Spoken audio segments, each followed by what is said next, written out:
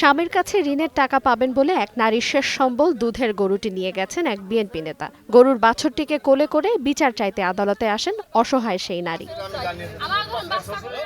ঝালকাঠির রাজাপুর উপজেলার শুক্তাগড় ইউনিয়নের ভুক্তভোগী গৃহবধূ নার্গিস আক্তার জানান, গত কয়েক মাস ধরে তার স্বামী এলাকা ছাড়া, এমনকি স্ত্রীর খোঁজ খবরও রাখছেন না তিনি। গার্মেন্টসে চাকরি করে একটু একটু করে কিছু অর্থ জমিয়ে সম্প্রতি নার্গিস একটি দুধের গরু ক্রয় করেন। সেই গরুটির 1 মাসের একটি বাছুরও রয়েছে। এদিকে তার স্বামীর কাছে 20,000 টাকা পাওনা দাবি করে স্থানীয় শুক্তাগড় ইউনিয়নের 1 নং ওয়ার্ড বিএনপি সাধারণ সম্পাদক মোহাম্মদ বেলাল খান গরুটি নিয়ে যায়। গরু বেল্লাল লইয়ে গেছে, লই যাওয়ার পর আমি আমার খবর পাইছি যে আমার গরু নিয়েছে। কেডা বেল্লাল? আমি যাওয়ার পর কি গরু আনছো কা?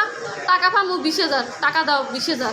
অভিযুক্ত মোহাম্মদ বেলাল খান বলেন, 9 বছর আগে নার্গিসের স্বামী আবু বকরকে 20,000 টাকা ধার দেন, যা এখন সুদে আসলে 30,000 টাকায় দাঁড়িয়েছে। ওনার স্বামীর আমি 20,000 টাকা উঠাই দিয়েছি, 20,000 টাকা উঠে দিয়েছি একটি বাড়ি একটি খামার দিয়া। এখন এখানে হয়েছে 30,000। এ কয় আমি আস্তে আস্তে দিব, তোমার শ্বশুরে আইয়া তোমার কাগজে সই করিয়ে তোমার শ্বশুর গরু লই যাও, তাইলে আমরা গরু দিয়ে দেবো। স্থানীয়ভাবে যত মুরব্বী আছে আমরা চাই যে সেও আমার এলাকার, এও এলাকার, আমরা চাই একটা সমাধান। কত টাকা পায়? টাকা পায় মানে 20,000 টাকা, অনেক আগে থেকেই টাকাটা পায়, আমরা সবাই জানি।